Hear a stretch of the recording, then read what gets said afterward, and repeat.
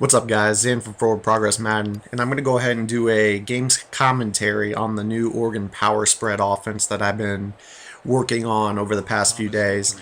Now, over the past couple days, I've been stressing how we can run the read option out of the Oregon playbook, and you can also find the same type of dart read option that I broke down the other day on the channel in the Ohio State playbook as well. As you can see here, I'm on offense first against my opponent, and I'm going to find out early and often that he likes to rely on the shake defense. As you can see from that first play of the game, the first play I go ahead and I hit the ball to the flat on the quick flat, and really that's something I should have done a lot more often, as when somebody is shake defensing you, then you should just relax and take what they give you. As you can see here, I try to get a little cute and I go to the screen pass, and the shake defense gets to me before I can get it off, and I'm down 6-0. An extra point makes it 7-0 right out of the chute. But as you'll see, there's a couple drives in the game where I just try to get a feel for what he likes to do. It looks like he's in a 3-3-5 shake defense, and I may go to the screen. I really rely on this motion of the wing for the speed option, this load option I like to run, where I motion the running back around the quarterback, as well as I like to throw some flare bubble screens to the running back. Now, here's an important part against the shake defense. When they shake you, they cannot user you. So if you utilize a lot of motion out of the backfield and quick passes, that is the best way to beat the shake defense. If you're not going to, like I show here, you must go to a max protect. As you can see here, I'm running short, quick passes that get the ball out after a three-step drop, or just simple, quick shotgun pass plays to the split end and then my flanker as well. Most of my runs are to the outside, trying to hit him when the shake is opposite the run side. There I just go up top for a jet pack and I don't complete the pass. And here I go to the screen again. I should have known it wouldn't have worked the first time. So on fourth down, I go back to the quick pass, get it out, pick up a first down. And then I really start to figure out what affects him the most is the dive play out of the split offset weak, or I'm sorry, the wing offset weak and the wing offset. So as you can see earlier in that drive, he hit me with the shake. It just so happened I snapped it at the wrong time. It's totally random. This player was much better on defense than he was on offense. He had a pretty good record. I don't know what it was, but I decided to commentary this video simply because I've heard a lot of people complaining about the shake defense. And truthfully, like I said, if you just stay patient, you can attack them and get them when they're busy shaking and they can't use your ball. See here, he's stuck on a lineman. I mean, that's the honest truth about the shake defense. People rely on stuff like this when they don't have very good user skills. As you can see here, I'm trying to just really get a feel for what beats him and what doesn't.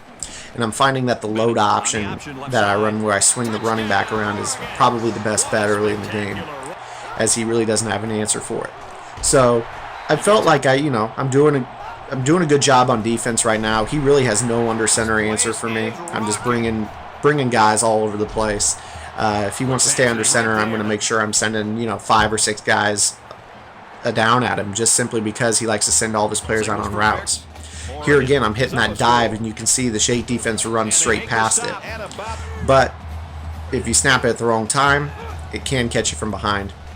Here it looks like his defense is completely on all aggressive. They're starting to miss tackles, and I'm really just running this little dart read option on him. Here's a counter that gets busted to the inside, and I'm naive enough to go back to it a few times in the game. Here's that load option that I run.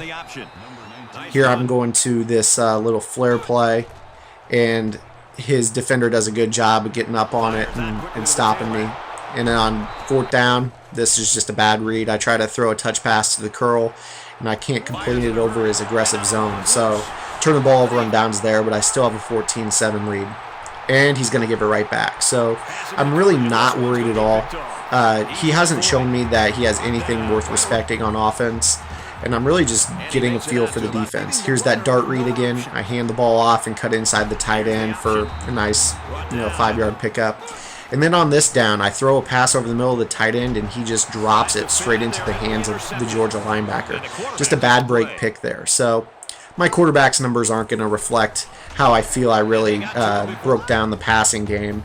I throw one really bad pick towards the end, but overall I feel like Bennett did a good job for me in this game when I called his number to make a solid throw. Here again, that dive right up the middle. His shake defense just does not react to it. So I'm staying patient, and even though he stuffed the run the first couple downs and times I started to use it, he really cannot stop it every time unless the computer stops it for him, because he does not have the ability to user me. As you can see there, he just completely whiffs on my pass out to the sideline, and I run down the sideline for a touchdown to make it 21-7. And I feel like he really hasn't done anything on offense yet. So that is where I get into my comfort zone, is especially on defense, where I'm just sending guys at him. And honestly, I just leave the guys that he's sending underneath uncovered, because he's only looking to get this deep stuff off. So you'll see he has running backs going uncovered. I just really adapt to what he wants to do. And I think he's just in a mode where he just wants to throw the ball up for grabs because he relies on his defense so much. So there we go ahead and just play a prevent right before half, and we feel good going into halftime with a 2-touchdown lead. Here he comes out in the jumbo heavy, as if, I don't know how to stop that. That's been on my channel for a little while now. And that's when it dawned on me that he's running a custom playbook. You saw a little flex bone, you saw some Miami ace flex, you see the Eastern Michigan jumbo heavy, and he's really just, okay, now it's his turn. He's just going to start throwing curls on me, which, kudos to him. That's what works in this year's game. So that's good that he's adapting in game. But as you see there, he turns the ball over on downs. He doesn't even realize he had the running back wide open in the flat, so it's my ball with a 2-possession lead. At this point, I feel confident. I'm still trying to figure out more plays to show you guys that work against the shake. So a lot of what I'm running is not working, but when I need it, I can really get that dive. As you can see, that's like the 5th time I've run the shotgun counter against it, and it's just not working. And probably the 3rd time that I haven't gotten a screen pass off. So hopefully I'll learn from these mistakes in future games as I really fine-tune this Oregon power spread to what I want to do. I do have some video against guys who run actual defenses, not just shaking their linebackers the whole time, so I'll show you some more in-depth breakdowns of, wow, that was bad, I should have picked that off. Don't hold Y or triangle in this year's game. It doesn't work. I know that's been out there for a while. Apparently, when you go to make a user play, they just don't react the way that they used to. But, we get the ball out and our player drops it, but I still have faith. We go right back to it because our opponent does not user the field. He's just too busy shaking guys. Here we hit that dive again, and really he just cannot stop it, because if his linebackers don't make the play for him, nobody's going to make it for him. And here is just I do a simple numbers game. He's been running a lot of 2 deep, 3 deep, so I went to a verticals and hit the sideline, and now I'm in the red zone. Now again, I'd run that load option and pick up positive yards, which is what we want to do in the red zone. And here on 3rd and 5, we go back to that curl play, and our player does not turn around, so we settle for 3. So we take our 2-possession lead late in the 3rd, and we just go back on defense. He's back in that ace twins flex again with the tight twins, and we just keep sending guys at him, and he doesn't have time to make reads or get guys open off of man switches. So that's really the key if they're going to run under center. Send guys at him, make them block their running back. Here I run the counter and I only get 2 yards. Am I ever going to learn? I will learn from it. So we go back to the dive. That dart north and south style read option play. Here the shake gets through and stops it. I should have pulled it and run with the quarterback to the outside. Here we throw the screen right at his head, and his guy just doesn't make a play. I guess we're even now after that play earlier where I gave up the big gain to him. So, and now again, I'm just right there. I go into a different wing formation in the Ohio State playbook. It's that wing with the twins formation look, and tried to throw a square into the running back, but the defensive back super jumped it. No big deal, just kind of searching for stuff because I have a comfortable lead that I can show you guys that will help beat the shake. Right now we have the dive, that's about it, but it's very good. He has no way to stop that. So we rely on that quite a bit. Here we go back to that dart read option and keep it and scoot up the right B gap with Bennett. This time we hand it off to Barner and pick up the first down. This dart, I should have stuck with it and then mainly the curl play. You know, it really worked. So could have run that all game on him and probably made the score a lot worse than it was. Here we go to that screen again, and this time we pick up solid yardage, get tackled from behind by the linebacker.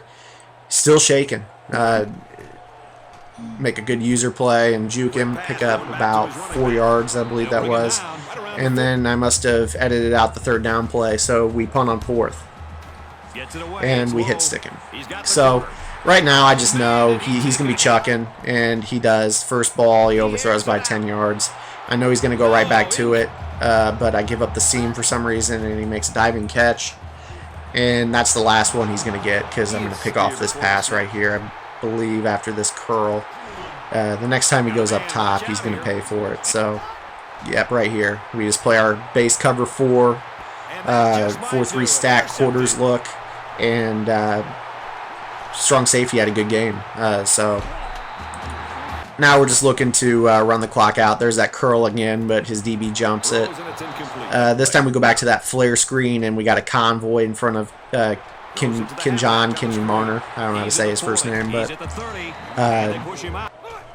here we go to that, just searching for plays, that PA delay flat, and we get the warning, so I decide, okay, I'll just run the clock out, no big deal. Go back to the dart read and run the clock out for the ball game. So that's the ball game. Not the prettiest look on offense. The defense really carried us in that game, but you know, I feel there's some good stuff in there for you guys to look at.